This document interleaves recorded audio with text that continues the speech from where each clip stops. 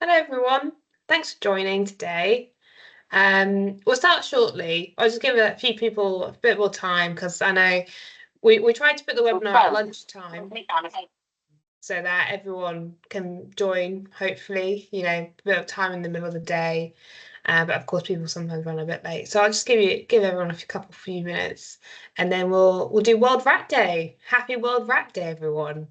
I didn't know this was a day until a few months ago, actually, so it's quite exciting. Um, Please put any chat or messages on the Q&A. If you've got any specific questions about rodents, do put them in. But yeah, we'll get started shortly.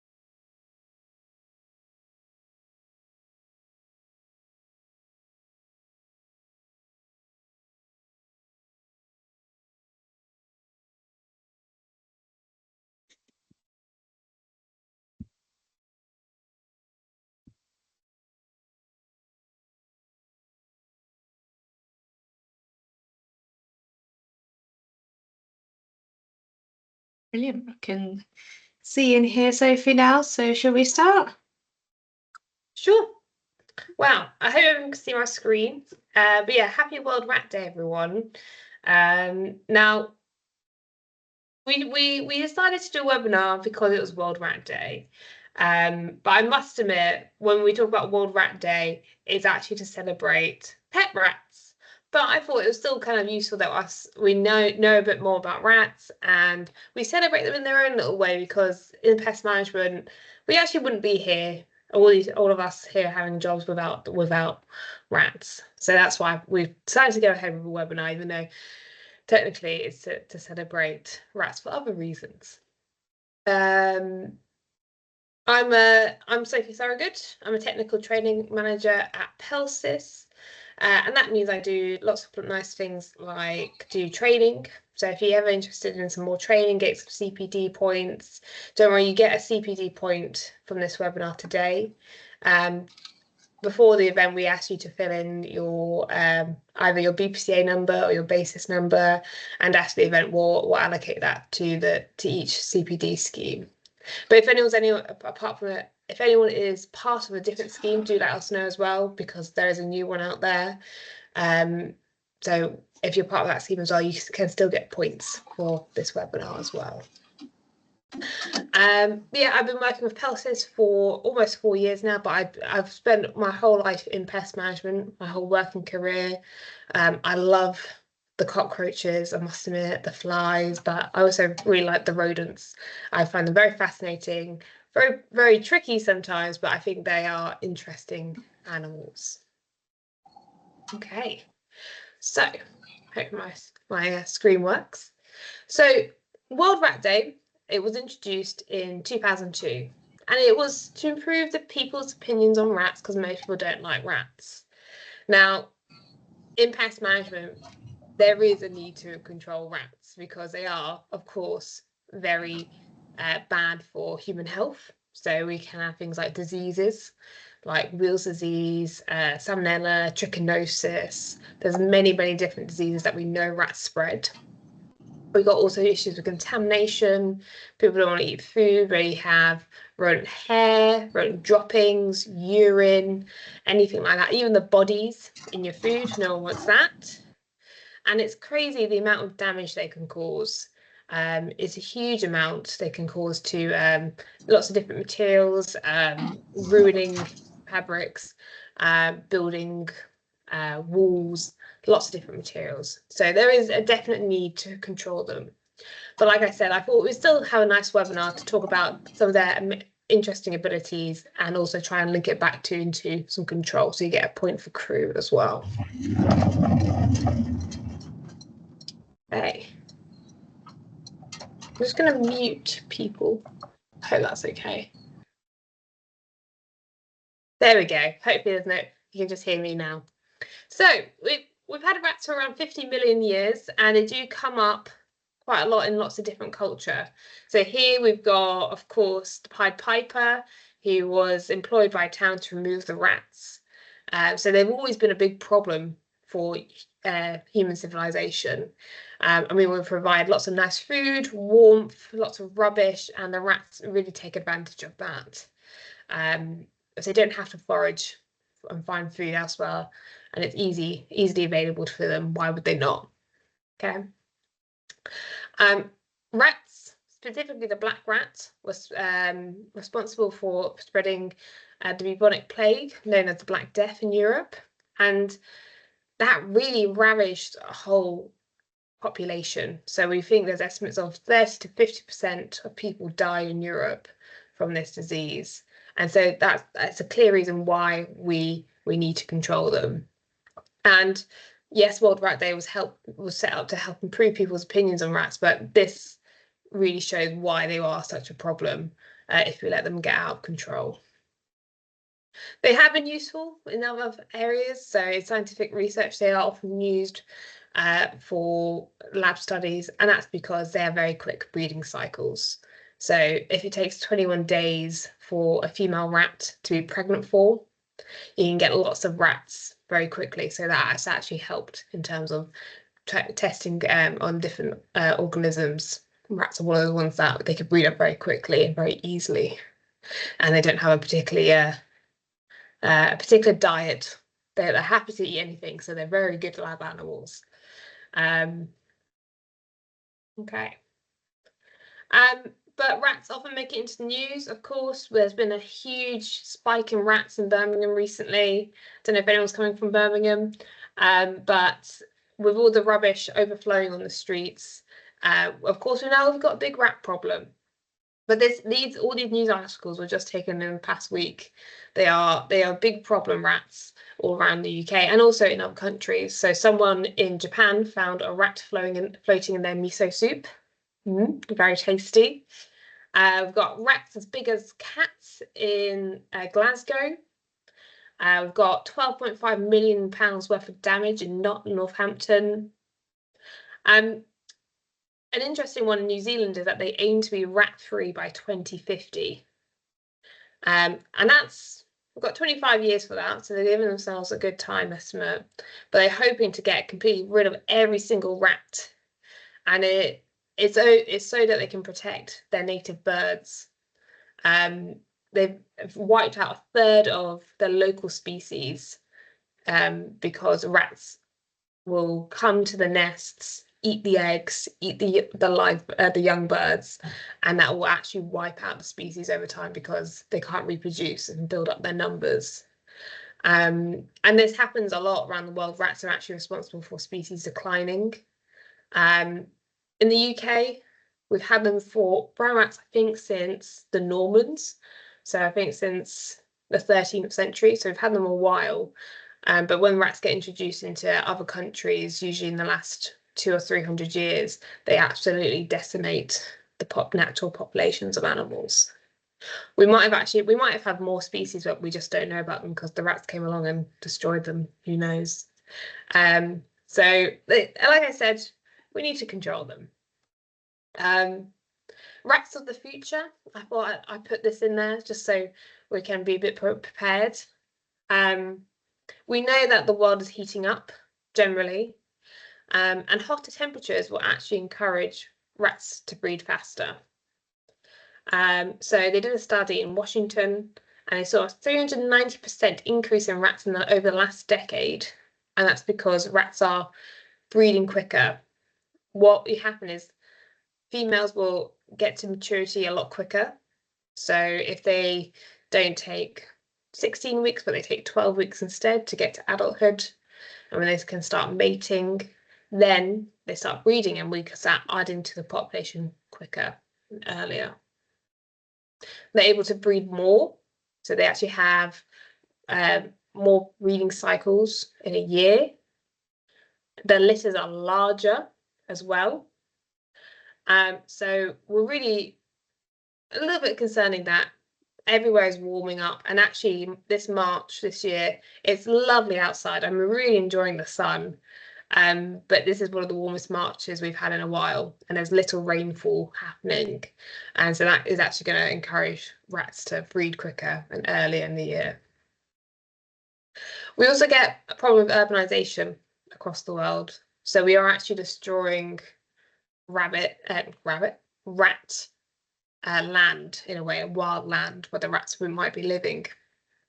And you kind of get like this kind of more interaction between humans and rats and other animals happening. But urbanization is only increasing. We're getting more locations where rats can survive really easily. So if you think about a new industrial state, new houses, new shopping centres, new buildings, these are all perfect places for rats because, of course, the humans end up living there. We produce the food, we produce the waste, we produce new sewers. It's great for them. So they actually do thrive in urbanization, and I can see in the next 10 years we're going to get more and more rats in many locations because we just have provided more habitat for them. So not to scare you all, but it's quite amazing what might happen. And then I've got some facts about rats. I've decided to focus on their teeth. And that's because it is one of the amazing things we see about them. So, rats' teeth, when they're gnawing, they need to gnaw on an edge. They're very good at gnawing through lots of different surfaces and materials, but it's a lot harder to gnaw on a smooth edge, a smooth surface. You don't get like purchase on it, so they do need an edge. And when you're looking around a building externally or internally, you will see the damage where it would have been like on a curve or corner, usually, because that's where they can get enough purchase to start destroying it. Rats' teeth are open-rooted, which means they grow continuously through their life. They never stop growing. And that's why they like to gnaw so much. They want to gnaw to be able to wear down their teeth. And if they didn't gnaw them, they would actually grow too long. So in my picture, I've got a rat and the teeth are starting to curve backwards into the mouth. And that's going to impede their feeding in the future. So that's why they have to gnaw. It's kind of compared to, like, you know how humans suck their thumb when they're younger. It's kind of like a calming behavior we have. For rats, it's actually gnawing. It's kind of like described as a very similar behavior that is very calming to them.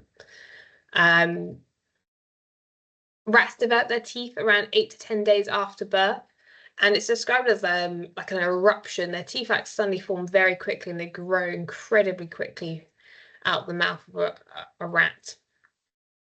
Up until that point, they're drinking milk, but after 10 days, they're growing very quickly to start to adapt the rat to other food in the environment, because they only wean for around 21 days. So very useful to be able to suck milk very early on, but you need to be able to adapt and actually get new food sources. So that's why they get teeth so early on.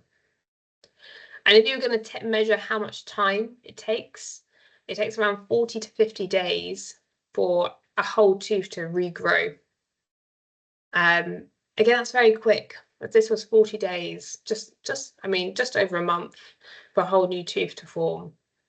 And what's really interesting is that you can get the rate changing depending on how quickly they erode. So they've done studies where they've looked at one tooth that has been eroded very quickly, and then it will start to grow a lot quicker as well. And so even if they're going to start chewing on very hard substances that are going to be very abrasive, their teeth will catch up and start growing quicker to actually be able to adapt to that different material, which is, I just think, fascinating. So you can have incisors that growing different rates in the mouth as well. And it's only the incisors that continuously grow. They've got 2 at the top, 2 at the bottom in the mouth, and they've got a set of molars at the back. But the molars don't continuously grow. It's only the front teeth where they're doing all the gnawing action. And they don't have any canine teeth either. It's only incisors and molars. If they're allowed to grow without any restraint, the incisors kind of grow in a spiral at an angle of 86 degrees. So then they just like shoot outwards. They kind of start to curl back on themselves. And that's because the teeth are made of 2 different materials. So on the inside, you have dentin. That's a lot softer than the enamel on the outside. And so basically, the enamel will take a lot more force and time to erode. So you will generally get that kind of curved appearance because one material is being worn away quicker than the other. Okay. I've got some more facts for you. So we know that they can bite 6 times per second.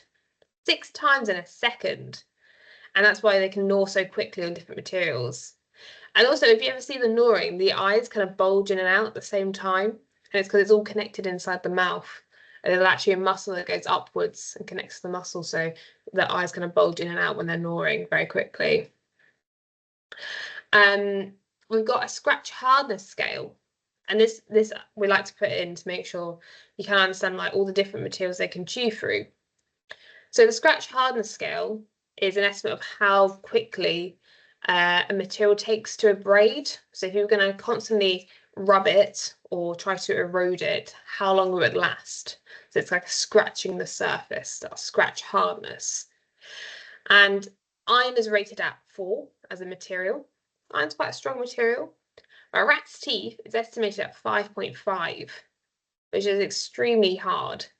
And it just shows that if they can given the chance, we've got iron, copper, 2.5 to 3. We've got aluminium at 2 for that rating. And rat's teeth, much stronger than all those, and it can gnaw through all those different materials. Of course, diamond is very strong, one of the strongest substances we know in the world. It's got a rating of 10, very, very hard to abrade it over time. But of course, it's very expensive, so we can't build bristle strips of diamond or make diamond air vents, unfortunately. But very nice. But all the materials we actually make our buildings out of are still subject to rat damage over time. I've had cases where you put on air vents covers from metal and you think that's going to last very long, but the rats will eventually get through it. Nothing's permanent because the rats are very good at chewing through lots of different substances. And we say if you didn't do anything with your rats infestation at a building, it would take them 2 years just to completely destroy it. If you just left them to it, it would only take them 2 years to actually bring that building down to the point of it needs to be destroyed because they just ruin it completely. They also have a very strong bite force, so it's 6 times greater than a white shark. So they're going to get a lot of power in one bite. I think a shark is like 2 tons per square inch, whereas a rat's teeth are like 12 tons per square inch. So you can get a lot of force in each bite, which helps them to, again, chew for lots of different materials. So here we've got a metal pipe, but here are cases where I found rat damage. And I mean, of course, they're going to chew through it. They're going to chew through metal. They're going to definitely chew through lots of wood, expanding foam, bricks very easily. So that's not going to help us at all when we're using materials like this. I know people love expanding foam because it's so quick to fill a gap. I say it's very temporary. Maybe it's good for making sure like they're not going to come in very quickly, but I would go in definitely afterwards with a more permanent measure to ensure that you proof the building long term. But I also have cases where they've been chewing through metal and they've been trying to make the gap wider and wider. So here we had a metal door frame and some cement blocks. Just put my pointer on. And here, and it started off as a small gap, but I was trying to widen it slowly over time. And here again, you can see the gnawing marks above. They've managed to get a decent hole, but they're trying to make it even wider to make it easier to go in and out. So when you're looking at proofing materials, there's nothing groundbreaking out there that's going to keep all the rats out forever. There's nothing out there, but there are things that will last long, they're durable, they're hard wearing, and they will help manage the rats. But they still might need to be replaced at some point. So aluminium, we've got, it's quite a soft metal, but it's very easy to apply into different areas, and it's a lot harder for them to again get purchased on a smooth surface. So something like an air vent cover to go over air bricks or vents, really, really good. We've got things like mouse stop, which is excellent. That's got copper fibers in it, so they find it a lot harder to chew through it. And it's also not very nice for them because when they start gnawing away at it, they get like metal in their mouth, which they don't like. So definitely that's really useful. And you can even use that with things like wire wool. So if you're going to put wire wool in a small gap, stuff it in, it works really well to fill in gaps. Anything too big, you might want to start using your metal plates, cement, even weld mesh to help seal the gap. But small gaps, wire wool is excellent for. But there are cases where they just like pull it out. So you want to make sure it's fixed in place. And the mouse stop will do that. It will harden very quickly, but you can secure it in place, the wire wool in place with the mouse stop. I've got something called rat tape on. That's more flexible, so that's good if you want if you've got a weird gap or you want to make it bend around something. You get this kind of metal mesh inside of sticky tape. It's really good for applying to different areas. And where you think, how am I going to proof this? That this might work there. Cement. I love cement. I mean, it's quick. You can get ones that dry very quickly. It's long lasting. It's durable. Yeah, cheap as well compared to some of the other things. So that's really good. And we also got better bristle strips. So at the bottom of doors, of course, we've got our bristle strips, and usually, yeah, they do pretty well. But they are made of a material that's very easy for the rodents to chew through. It's very soft. And give enough time, they'll chew through it. I've even seen bristle strips made of metal, so like stainless steel wires. Again, even after 6 months, I've seen in a lab, the rats have chewed through it. Here we've got one where you've got metal fibers inside a plastic kind of coating that hangs on the underneath of the door. It's kind of squishy, so it's really good for a door that when it drops to the floor, maybe the floor's a bit uneven, and so you want to have make sure the gap is filled along the way. That's really good. And it takes them a long time to chew through both the rubber coating and then the metal fibers. Okay, and once they start chewing, you start to see the metal fibers, but usually they don't get to that point because they last very well. We've also got issues like this. I don't know if anyone's come across it, but where you have doors and they're not flush with the ground. And that allows a small gap. And we all know that a mouse can fit through a gap the size of a pencil, we say, or pen, around 5mm or bigger. Rats, it's a bit more. So they can squeeze through very slim gaps, given enough a chance. And this is where you might want to use something like armor guard. And this is actually a metal door that you put in front. And what the useful thing about it is you can remove it at night. Sorry, remove it in the morning, and you put it back at night. So it's not there permanently, but it helps if you've got shop doors or sliding doors where you can't put a bristle strip underneath, and you want to make sure, people like nice glass doors of metal and at the bottom, but people want to be able to go in and out very easily. Something like an armor guard door is really good to put in front of these kind of doors as well. So you can get them different colours, and here are a few examples of them put in place. They actually lock into place, so you have a special key to unlock them in the morning. But it's a good safety measure at the end of the day as well. But any kind of door, it's really hard to proof, or maybe if you put a bristle strip on it, like it won't close properly because you do get cases like that. Something like this actually works much better. Okay. So I've talked about proofing because it's really important in terms of our crew risk hierarchy. Okay. That's how I'm making it this webinar, not just on rats are very interesting work. Let's putting it back to some kind of management and control. Okay. So if you haven't seen it before, this is the risk hierarchy, which is set out by crew, the campaign for responsible rodenticide use. And if you haven't yet, do read the crew code of best practice. It's got such a lot of useful information in there. But we've kind of pulled out this list, and we've put it in order to make it a lot easier rather than you having to read through it. And the principle being that we have lots of different management methods we can use for rodents control, but they all have different impacts on the environment. Okay, so whatever we do when we're controlling rats and mice, we have to think about how is that going to affect humans, water sources, non-target animals. And basically, as we go down the list, things get more risky. Okay, they get more damaging.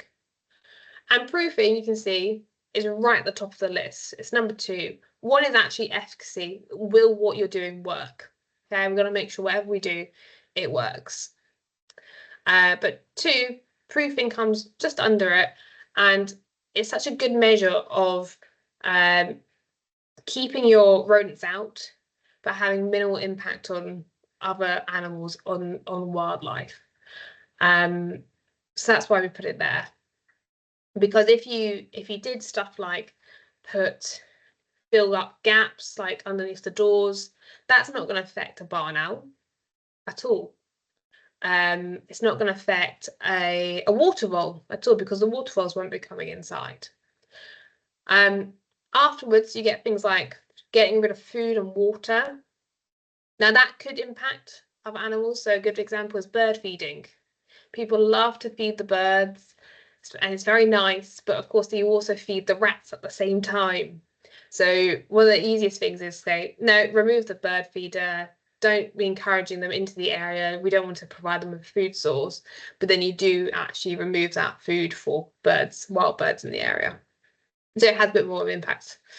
And same with harbourage. You could remove harbourage for other animals. So stuff like vegetation around a building, there'll be other stuff living in it. But we want to get rid of it because otherwise the rats will have all this cover. Okay, those sort of things we classify as environmental management. They all kind of come in together because you're managing the environment. We're putting in certain control measures to help it make the environment less suitable, less desirable for the rodents. Then you get into physical control, where you could damage non-target animals. So stuff like trapping, that includes anything like a snap trap, other types of spring traps. So you get fen traps, those good-natured traps. We've got electric traps now, even live cage traps. You could catch something in a cage and forget about the cage, and that poor bird has died in the cage, stuff like that. Of course, there's glue boards as well. Glue boards could catch a non-target animal. Now, I know we won't be using a lot of glue boards anymore. They're not actually banned in terms of using them. You just have to have a really, really good argument for using them. So if you wanted to use a rodent glue board, you have to go on a special glue board course. Then you have to go get a license from the government, so Natural England, if you're in England. In Wales, they're completely banned, so don't try and use a glue board in Wales, of course. And only after that point, when you've put in your application for a license, which you have to pay for, they might go, okay, seems like a reasonable situation that you'd want to use a glue board here. It's only after you've tried every alternative test, every other method. It's an area where it's like a high imminent risk to health and safety or food production. So you're not going to get away with using glue board in a takeaway. It's only like big distribution centres, or if you had, I don't know, rats at a power station or in a hospital. Those are more situations where you might be able to be granted permission to use them. It's a bit of frustration because I still see glue boards being sold online, and it's not illegal to sell them or to buy them, which is such a loophole. It's only illegal to use them in the UK. Okay. And that's illegal without the license. So after that, we get to our chemical control. So that includes anything that's a poison that's got alpha chlorelase in. That's for mice. But we now have cholecalciferol, which is really good for rats. And we don't have to worry about secondary poisoning as much. Well, they say there's no secondary poisoning at the moment, but if something like a dog ate cholecalciferol bait, it's still going to have ill effects. So that's why it's rated kind of there. It's not considered as potentially risky as our anticoagulants, but that's because you're not getting that secondary poisoning to animals that eat the dead animal. We've got things like aluminium phosphide and hydrogen cyanide. Those are gassing compounds. So most of us won't be using those, but they're really useful if you have rat burrows. Really is only aluminium phosphide you'd use in the UK, but you do get other ones in other parts of Europe. And then, of course, we get to our anticoagulants. Now, there's nothing really available in first generation anymore. There's a foam, the curcumin foam. That's it for the first generation, to my knowledge. And most of the products we use are second generation. So your bromodialones, difenacoums, brodifacoums, diethyllones, and flucumethens. Those are all counted as the most risky, actually, but we pretty much use them all the time because they are very effective at killing rats. Okay, so that's the risk hierarchy. And like I said, it increases in risk as you go down that list. And CREW, as a quick refresher, the whole point of CREW is to reduce the amount of anticoagulants getting into the environment and causing secondary poisoning. And this is why if you want to buy professional rodenticide, you have to go on a specific course. And also from this year, you have to get, you either have to have your course within the last 5 years. So from 2026, if you don't know, you need to have your course certificate within the past 5 years. Or you can be part of a CPD scheme, so BASIS or BPCA, that's absolutely fine. Okay. So they want to restrict the sale and availability of professional products to the public and untrained persons, which is good. I feel like we should have more of this, if I'm honest. We do sell a lot of amateur products to people who they have no idea how to use them. I knew someone who had a rat problem. They told me about it and they said they just put like a load of rat sachets out in the garden. I thought, what a nightmare. Some of the same poisons that we use, but just they don't buy as much of it or is at a high concentration. But they still want to have highly effective pest control. And it's because we want to protect food production, food storage. We want to still keep hold of that. So they don't want to get rid of them, but they're trying to make sure that we get to use them for the future. Oh, and yes, Scott, glue boards not banned in Scotland as of yet. So I didn't mention it. You did pick me up on that because it's still in deliberation at the moment. I think they're probably going to follow the England method, but I'm not sure exactly at the moment. So you're fine at the moment in Scotland with glue boards, but please still use them safely, responsibly. Okay, so like I said, in 2026, if you want to buy professional rodenticides, you either have to have a CREW UK approved training course or certificate within the past 5 years, something like the RSPH Level 2 Safe Use of Rodenticides. That's absolutely fine. And if you've got that last 5 years, you're absolutely fine. Or you have that certificate, plus you've been part of a CPD scheme. So you have every year you collect points to update your knowledge, something, and you go to things like this webinar, and you get a point and you show you try to update your knowledge. And if you're part of one of those schemes, again, you're absolutely fine for next year. Just make sure you get your 20 points this year. Okay. And I thought I'd just finish off doing a little bit of talking about other stuff that has happened in the past few years in terms of rodenticide use. Now, I'm hoping we all know this, but if you didn't know, anything that is a second generation anticoagulant, you can't use in open areas.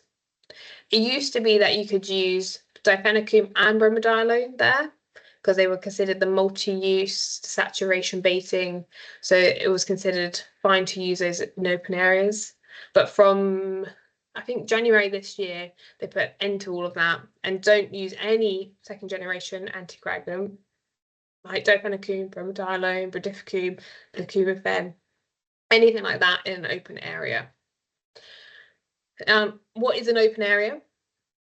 It's considered to be farmland, parks, golf courses, anywhere where there's not a building, basically. The rat infestation or the infestation is not near a building. It's not associated with the building, and that's a key aspect. Okay. In these areas, there's such a high risk of secondary poisoning. That's why they've stopped their use there. You can still use things like cholecalciferol. Just check your label because there's 2 versions out there. One's got field mice on the label. I think that is Harmonix. Oh, I might have got it the wrong way around now. Check your labels, okay? Because you can use one of them in an open area and one you can use for field mice. So there's a bit of distinction on the labels. Check your Harmonix and Cilantro to make sure you're using the right one for the right area. Sewers are now a specialised area of use. So if you're going to use any kind of poisonous sewer, make sure it's got sewer on the label. It used to be like, is it an indoor environment? But now they're very clear. You have to have sewers on the label. And also waste dumps are now considered to be a separate use. So again, check your label, make sure you can use it in a waste dump, because sometimes there's a bit of confusion of like, well, I'm at a dump and there's no building, so is this an open area? But no, you now have to make sure you've got a waste dump on the label if you're going to use it in that area. Okay. Then we've got in and around a building. So this is the entire building that is subject to treatment along with the area around it. So of course, if you had rodents outside a building and it's around the perimeter of the building, that's absolutely fine. But if it's anything to do with there is a risk to that building from that rodent population, that is considered in and around a building situation. Okay, so it includes the infested area around the building that needs to be treated in order to deal with the rodents that are potentially moving towards the building. And it's potentially, it's not even potentially they are moving. And there's risk of them causing damage to the building or the health of people or animals. Okay, so there's no set distance away from the building, but if you can show that it's going to affect the building, that's actually an in and around a building situation. Okay, often I get asked like, what about if it's 200 meters away? Think about this definition. Is there going to be a risk of those rodents moving inside or causing damage to the building? A building is described as a permanent fixed structure forming an enclosure and providing protection from the elements. Okay, so if you had, I always give the example, but like a barn with a door that opened frequently, you can't enclose it properly. That's not the proper building, because you could get movement of rodents inside and out. If you can move the building really easily, pick it up, move it somewhere else, it's not a building. Okay, it's a permanent structure. Okay, and it gets confusing. Like, I've got this picture on the board, the side. I think I would class that as a building because it's on a cement base. It's going to be there long term. It's not going to be removed in the next couple of years, and so it's more of a permanent structure. But if it was looking a little bit less of stable construction and it's only there temporarily, I wouldn't class that as a building. And they have left it kind of a little bit looser with the terms to help you kind of apply it to different situations. It's not, if you have a situation, you can look at that definition and be like, I think that is appropriate for that. Okay. And then indoors, we've got situations where the bait is placed within the building. That's, of course, the most obvious one. It's inside the building. That's where the rodents are feeding on, inside the building, or causing the problem. If rodents are living outside a building and can move freely in and out of the building, that is not just indoors anymore. That is in and around the building. Okay. So things like open barns or buildings, like I said, that's not indoors enough. Any tamper-resistant bait stations, that's not indoors as well. So if you've got a bait station and you put it in an open area, it doesn't classify as indoors. Again, there was a bit of confusion in the past about that. You're in the open area. So even if you've got your bait in a bait station, that's not protected enough to classify as an indoor situation. Okay. Oh, and that's it from me. I hope that was a bit useful. I've left you a nice picture of a heat camera. I hope you find this useful. But of course, we're always looking at new ways to detect rodents. And here we've got a heat camera that's picked up rodents that were in a box. So at the bottom, there was a nest of rats. Here they are on the right. And they were nesting inside a box of crisps. And you can see that huge glow that they've created from all that warmth. It was, when was this? This was January when I took this picture. So it was quite cold in the warehouse, but it's heat cameras that work on the differentiation. So as long as the rats are slightly warmer than the environment, you can pick them up really nicely. And that kind of glow almost kind of goes upwards a little bit towards the next box. But yeah, I thought it was very cool, and I love heat cameras. They're actually much more affordable nowadays. They used to be like thousands of pounds, but now you can get a decent one. This one I think is like 250. So it's actually a very decent quality picture you can get with it. Yeah, so very useful tool. I hope that I left you with something useful. Okay. So that's me done talking. If there's any questions, do put them in. I'll answer them to the best of my ability, at least. If not, Thank you, Sophie. I've just looking at the comments as well, especially on the thermal cameras, it's really good to look into farm building walls, handy to see what's in it and what's not, which is great. I think, this is exactly what it's for. And also to locate wasps and bees nests in ceilings, again, yeah. And did you know you can also detect bed bugs as well? So it's amazing how clever this technology is, definitely. Yeah, the great thing about bees and wasps is because when they rub against each other, they kind of create friction and warmth. And so that's why they work so well with locating their nests. And sometimes you can almost see the spread. Yeah, thanks for mentioning it, Martin. You can almost see how far they've reached inside a cavity. I have tried heat cameras out on other insects, but it's all about that kind of rubbing next to each other. Sometimes you might get cockroaches, but you'd have to get a lot of them all together. But because insects are just cold-blooded, they just acquire the temperature of natural environment. They're not gonna produce their own heat supply. So mainly I've used them as well, heat cameras for foxes, rabbits. Rabbits are really good. And you can see them kind of jump across the field at night in low darkness. Yeah, really, really good. even doing surveys in city centres with rats at night, you can actually see them like going through the bins and stuff like that. But they're not miracles. I would just point out, I like to say this, they can't see through walls, like they're not X-ray vision. It's all about the heat that's being transferred across. So in my picture here, if there was like boxes around it, I wouldn't be able to pick up that heat source because you'd have to look through one box to the other box to find the heat source, and they can't, yeah, they're not magic, I suppose. Yeah, that's true. Okay. But if there's no questions, I mean, I can just keep chatting about pests, but I probably won't. What I'll do, we'll get your points allocated hopefully in the next week. Yeah, sometimes it takes a bit longer, but hopefully because everyone's now got their new membership cards, it should be a little bit quicker because they always are very busy at the beginning of the year. But yeah, hopefully next week I'll get all your points allocated.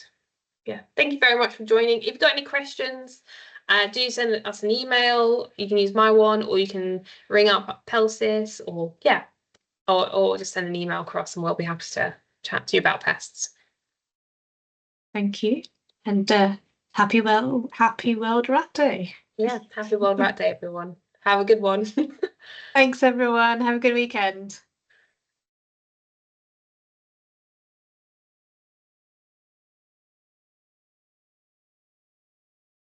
Oh, check out your